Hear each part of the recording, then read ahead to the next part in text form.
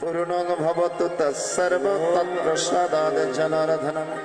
जय गीता जय गीता जय गीता তোমারিত মাঝারে রাখিব ছেড়ে দেব না। খেপা ছেড়ে দিলে সোনার গন আর তো পাব না। হ্যালো হ্যালো জবাব ভক্ত কাকে বলে? মই আবেশ্য মনো এমম নিত্য যুক্ত উপাসতে শ্রদ্ধয়া পরপেতস্তে মে উক্ততমামতা। গীতার দ্বাদশ অধ্যায়ের মধ্যে অর্জুনের প্রশ্নের উত্তর দিতে গিয়ে ভগবান বলছেন, অর্জুন প্রশ্ন করলেন, প্রভু এবং সততযুক্তায় ভক্তস্তং পরিপাসতে এই চপ্পস্করম অব্যক্তং তেষাং কি যোগবিত্তম। যারা সতত যুক্ত থেকে সংসারে তোমার উপাসনা করে। আচ্ছা মেয়ের, আপনারা উপাসনা করেন, প্রার্থনা করেন? একটু হাত তুলে বলবেন কে কে উপাসনা করেন, প্রার্থনা করেন? হরিবল হরিবল হরিবল। একটা কথা মনে রাখবেন, উপাসনায় কর্মক্ষয়। পরমারাধ্য পরম গুরু শ্রীমৎ স্বামী যখন মাতৃ জঠরে গিয়েছি, আমি তো জঠর যন্ত্রণায় কষ্ট পেয়েছি। আমাকে জঠরে ধারণ করে বেশি কষ্ট পেয়েছে আমার মাই। আর যখন মৃত্যুর দুয়ারে যাব কষ্ট পাবে গায়। একটা গান আছে, আইতে নিজে কান্দিলি যাইতে কাদা বিসর্জ। বিকদনের বাঁধনে তো জীবন মরণ। এক কান্নায় জীবন আর এক কান্নায় মরণ। তাহলে জন্ম থেকে মরণ পর্যন্ত দুঃখ যন্ত্রণা কষ্ট লেগে আছে। সুখ মাঝে মধ্যে আসে মাঝে মধ্যে যায়, দুঃখটাই পার্মানেন্ট মনে রাখবেন। Life is not a bed of roses. জীবন একটা ফুলশয্যা নয়, জীবন একটা যুদ্ধক্ষেত্র। এই জন্য প্রতিনিয়ত উপাসনা করবেন, প্রার্থনা করবেন, আপনার মন কৃষ্ণমুখী হবে। কারণ আমাদের মন বড়ই চঞ্চল, এই মনকে বারংবার শান দিতে হয়। পুনঃ পুনঃ ঘর্ষণে সুগন্ধি চন্দন, পুনঃ পুনঃ পোড়াইলে উজ্জ্বল কাঞ্চন। পুনঃ পুনঃ জনমে ধর্মে হয় মতি, পুনঃ পুনঃ সাধনে অধমের হয়। এই মনকে ঠিক রাখতে গেলে আপনাকে পুনঃ পুনঃ শান দিতে হবে। একটার লোহার দাকে সযতনে আপনি সিন্ধুকের মধ্যে যদি রেখে দেন এক বছর পর বের করে দেখবেন সেটার দা নেই। সেখানে কি জমে গেছে? মরিচা জমে গেছে। এই মনকেও আপনি হরির নামের মধ্যে না রাখলে আপনার এই মনের মধ্যেও কামনা বাসনার মরিচা জন্মবে। এই জন্য এই মনকে বারংবার শান দিতে হয়, না হলে মনকে ঠিক রাখতে পারবেন না। স্বামী বিবেকানন্দের নাম শুনেছেন? বিবেকানন্দের নাম কোথায় গিয়েছিলেন ধর্মভাষণ দেওয়ার জন্য? আমেরিকায় গিয়েছিলেন, শিকাগো শহরে ধর্ম সম্মেলনে। কথাগুলো ভালো করে লক্ষ্য করবেন। বিভিন্ন ধর্মের উপর ভাষণ দেবে বিভিন্ন জন, কিন্তু সনাতন ধর্মের উপর ভাষণ দেওয়ার মতো কেউ ছিল না। ঠাকুর রামকৃষ্ণ কয় মিনিট? 2 মিনিট। স্বামী বিবেকানন্দ উঠে এমন ভাবে সবাইকে, আমেরিকান বাসীকে সম্বোধন করলেন, অন্তত 2 মিনিট হাতের তালি পড়েছিল। আমেরিকান ভাই এবং বোনেরা এইভাবে যখন সম্বোধন করেছেন, হাজার হাজার তালিতে মুখরিত হয়েছে। 2 মিনিট বক্তব্য দিতে গিয়ে 3-4 ঘন্টা অনর্গল প্রবচন দিয়েছিলেন। হরিবল হরিবল। বক্তব্য শেষে আমেরিকান এক যুবক করতেছে, স্বামী বিবেকানন্দ থমকে গিয়েছিলেন, থমকে 5 মিনিট চুপ করে থেকেছেন। 5 মিনিট পর স্বামী বিবেকানন্দ বলছেন, আচ্ছা বলুন তো আপনি আমাকে বিবাহ কেন করতে চান? ভালো করে লক্ষ্য করুন, আপনি আমাকে বিবাহ করতে চাচ্ছেন কেন? বলে আপনার জ্ঞান গর্ভ বক্তব্য শুনে মনে হয়েছে আপনি অনেক জ্ঞানী, আমি চাই আপনার মতো একজন জ্ঞানী সন্তান। এটা সম্ভব হবে কখন? যখন আপনি আমাকে বিবাহ করবেন। আপনার মতো একজন জ্ঞানী সন্তান যেন আমার হয়, এজন্য আমার এই আকাঙ্ক্ষা। এটা সম্ভব হবে কখন? যখন আপনি আমাকে বিবাহ করেন। দারুণ সংকটে পড়ে গেলেন স্বামীজি।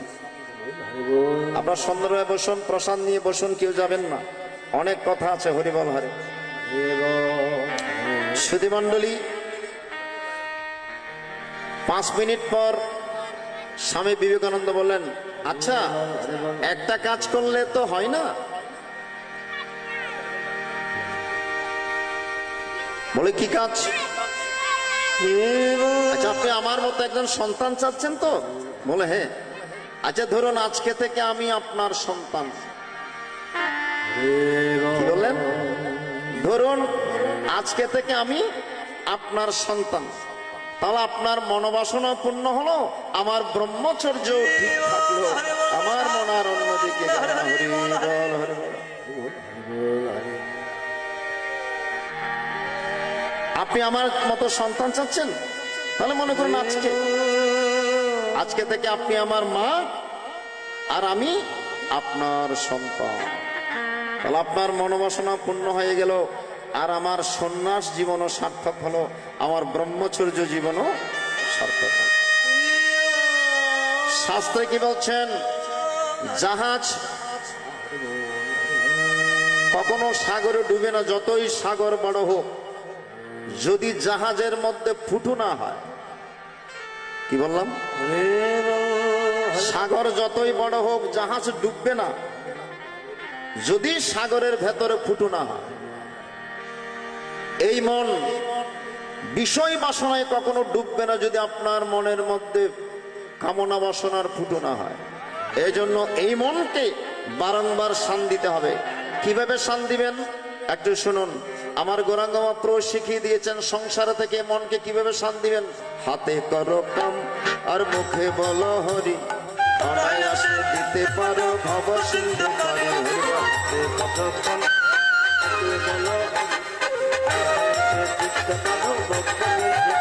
তোমরা হাতে করো কাম আর মুখে বলো হরি, অনায়াসে দিতে পারো ভব সিন্ধু পারে। মুখে বলো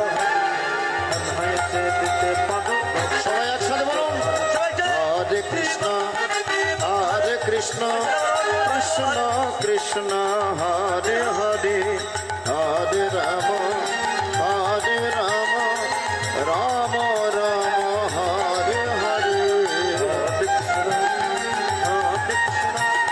কৃষ্ণ কৃষ্ণ হরে হরে, হরে হরে রাম হরে রাম রাম রাম হরে হরে।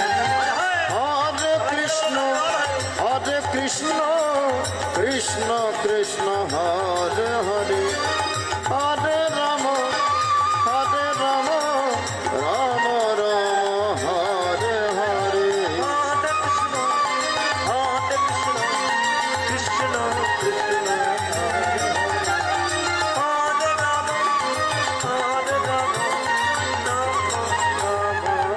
সবাই দু হাত তুলে বলুন, হরে কৃষ্ণ কৃষ্ণ কৃষ্ণ হরে হরে, হরে রাম রাম রাম হরে হরে। কৃষ্ণ কৃষ্ণ হরে হরে,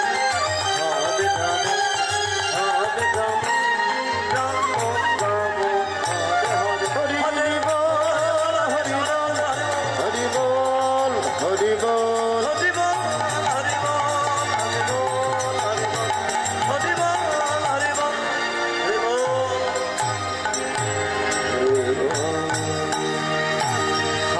করো কাম আর মুখে বলো নাম। কাজ বাদ দিয়ে নয়, কাজের ফাঁকে ফাঁকে ভগবানের নাম করা পারবেন তো? এতে মোবাইল ফোন আছে, একটু সুযোগ পেলেই ফেসবুক। সকালবেলা ঘুম থেকে উঠে চোখ মুছে মুছে একদম আগে মোবাইল ফোন কোনো নোটিফিকেশন আসছে কিনা, কোনো মেসেজ আসছে কিনা আগে চেক করেন, ঠিক কিনা বলুন? সকালবেলা উঠে যায় ভগবানকে স্মরণ করব। সকালবেলা উঠে কি করতে হবে? ভগবানকে স্মরণ করতে হবে নাকি? হাত জোর করে কি বলবেন? সকালবেলা ঘুম থেকে উঠে হাত জোর করে বলবেন, আমার দিকে তাকাবেন, হাত জোর করে কি বলবেন? জয় শ্রী বিষ্ণু, জয় শ্রী বিষ্ণু, জয় শ্রী বিষ্ণু। প্রথম অ্যাপ্লিকেশন ভগবানের কাছে মানে দিয়ে বলেছেন, ইয়ৎ করোষি ইয়ৎ স্নাসি ইয়ৎ যোষি দদাস্যৎ ইয়ৎ তপস্যাসি কুন্তে তৎকুরুস্য মদর্পণম। আমি কথা বললাম, তুমি যাহা কিছু করো না কেন অর্জুন আমার নিমিত্ত। খাওয়ার সময় যদি এদিকের খাদ্য ওদিকে গিয়ে আটকে যায় কোনো কারণে, তাহলে যে কোনো সময় হরে কৃষ্ণ হরিবল হয়ে যেতে পারি। তাই ভোজনে যাওয়ার আগে ঠাকুরকে স্মরণ করে যাবেন। ঠাকুর ভোজনে যাওয়ার আগে ঠাকুরকে স্মরণ করবেন, হে গোবিন্দ, হে প্রভু, হে জনার্দন, ভোজনে যাচ্ছি, কোনো কারণে যদি চলে যাই তোমার চরণে একটু ঠাই দিও প্রভু। পারবেন না? হরিবল হরিবল হরে কৃষ্ণ। এগুলো বানানো কথা নয়, প্র্যাকটিক্যাল কথা। লকডাউনের আগে ফেনীতে গিয়েছিলাম। ফেনী অনুষ্ঠানের পর এক মাতাজি কেঁদে কেঁদে বললেন, বাবা গত বছর আপনার গীতা পাঠ শুনে প্রায় প্রতি রাতে আমি ঘুমানোর আগে ভগবানকে 5-10 মিনিট স্মরণ করে ঘুমাই। এখন প্রতি রাতেই ভগবান আমাকে স্বপ্নে দর্শন প্রদান করেন। শুধু রাত্রিবেলা নয়, দিনের বেলা একটু চোখ বুঝলে ভগবান সামনে চলে আসে। আনন্দে আমার অন্তর ভরে গিয়েছে। গীতা পাঠ শ্রবণ করে অন্তত একজন মায়ের স্বপ্নে হলেও তো ঈশ্বর দর্শন হয়েছে, ভগবানের দর্শন হয়েছে। হরিবল হরিবল হরিবল। এর চাইতে আনন্দের বিষয় আর কি হতে পারে? এই যে আজকে আপনারা এখানে এসছেন গীতা শ্রবণ করার জন্য। গীতা শ্রবণ করে আপনাদের অন্তরের মধ্যে যদি একটুখানি হলেও কৃষ্ণ ভক্তি জাগরিত হয়, সেখানে হবে পাঠকের সার্থকতা, সেখানে হবে অনুষ্ঠানের সার্থকতা, না হলে কেবল আনুষ্ঠানিকতা। গীতা বাসরে গেলাম, প্রসাদ নিলাম, চলে গেলাম, এটা উদ্দেশ্য। সকালবেলা উঠে আমার মাদের কাজ কি? ঝাড়ে দেওয়া নাকি? বাইরে ঝাড়ু দেন না? হরিবল হরে কৃষ্ণ। তবে একটি কথা মনে রাখবেন, সূর্য ওঠার আগেই আপনাদেরকে ঝাড়ু দিতে হবে। সূর্য ওঠার পর যদি ঝাড়ু দেন, আপনাদেরকে 7 জন্ম নরকে বাস করতে হবে। গতকালকে জামালপুরে এই কথা বলেছি। এক মা মাথায় হাত দিলেন, বলো তো আমি কেন মা এত তাড়াতাড়ি উঠেন কেন? বলে একটু রাত্রে মোবাইল টোবাইল দেখে 2-3টা বাজে ঘুমাই তো, সকাল সকাল উঠতে পারি না, এই জন্য মাথায় হাত দিয়েছেন। বলো আমাকে 7 জন্মে নরকে যেতাম। আমি বললাম আপনি এতদিন জানেননি, এজন্য আপনার জন্য ক্ষমা আছে। আজকে জেনেছেন, আজকে থেকে প্রতিজ্ঞা করুন, সূর্য মামা জাগার আগে উঠবো আমরা জেগে। বেশি রাত জাগবেন না, অর্থের চিন্তায় ভোগী। আর যোগী 7টা-8টায় প্রসাদ নিয়ে ঘুমাতে যাবে, 2টা, 2:30টায়, 3টায় উঠে একদম যোগ সাধনায় বসে যাবে। আর যারা রোগী তারা রাত্রে ঘুম যায়। এই 3 প্রকারের লোক রাত্রে ঘুম যায় না। এই জন্য তাড়াতাড়ি শয়নে যাবেন। আর ওইদিকে আমার মায়েরা সূর্য ওঠার আগেই আপনি উঠে ঝাড়ু দিবেন, গোবরের জল ছিটে দিবেন।